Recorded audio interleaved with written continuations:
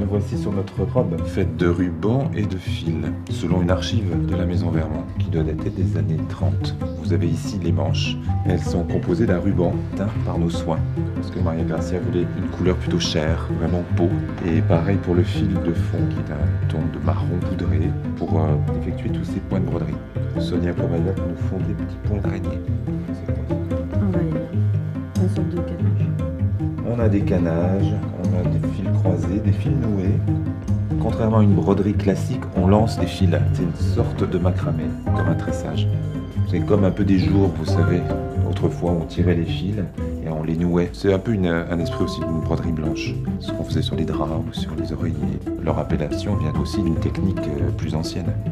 De vannerie notamment, parce que c'est la base d'un panier. On lance l'osier dans tous les sens et après on vient tourner pour monter après son panier. Et là, c'est un peu le même principe, avec du fil. On a d'abord commencé par préparer une carte couleur de teinture de plumes. Donc on découpe les plumes brin à brin, c'est-à-dire qu'on obtient des choses comme ça. Ensuite, on reconstitue des pincées. Donc on a préparé un camailleux de teinture dans les tons qui correspondent aux tissus qui nous ont été confiés. Donc là, la personne que vous voyez est en train de travailler les pincées, une à une, couleur par couleur. Et ensuite, les pincées vont être rapportées sur la base en organza. Et après, la plumassière va travailler pour arriver à un résultat qui soit un mélange de ces tons-là, en suivant les espaces et les dominantes couleurs qui sont indiquées sur le patron. Là, vous voyez le camailleux de couleurs qu'on doit respecter. Donc on a un dégradé de couleurs où vous voyez, on est à 80% de couleur chair, 20% de couleur ivoire. Et c'est elle vraiment qui va faire ce dosage.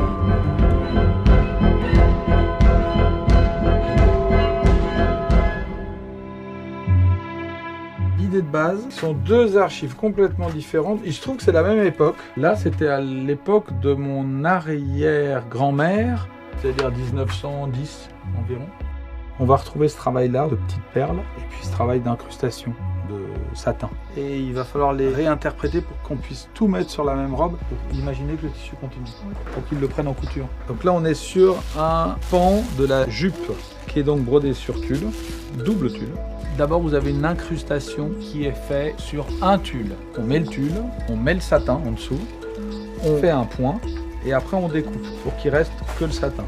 Ensuite, on va mettre un autre tulle en dessous et on commence la broderie. Donc on a d'abord une pose de chenille à l'aiguille et après on fait un point de fil d'or au crochet pour en fait tenir la chenille, pour l'enrichir. Donc là en matière on a chenille, fil d'or, c'est tout. On est parti, comme chaque saison, d'un rendez-vous avec Maria Gracia. On passe 2 heures dans les archives de la Maison Le Sage. Nous avons découvert par le croquis les 6 archives choisies.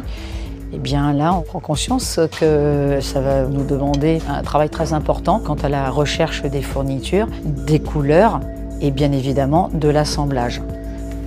Il a fallu reproduire des ganses, des sous-taches, des retors, des bourdons, passer par la teinture.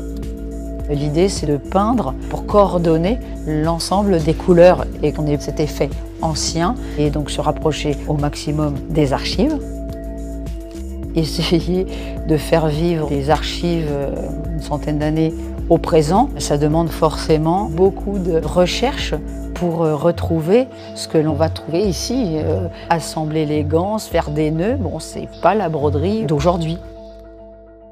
On est sur une robe toile de Jouy, donc c'est pas la toile de Jouy de Monsieur Dior, c'est une toile dessinée par Bracquenier. On l'a redessinée, réinterprétée d'une manière un petit peu plus lâchée, en tout cas au niveau du dessin.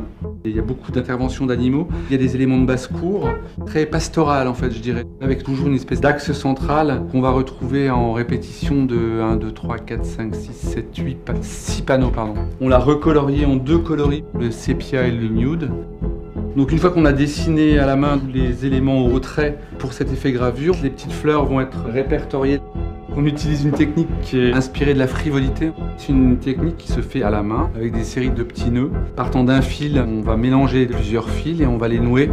La difficulté, c'est que c'est du fil de soie et que ça glisse en fait entre les mains. On va être à peu près entre 800 et 900 mètres de fil de soie pour réaliser les petites fleurettes.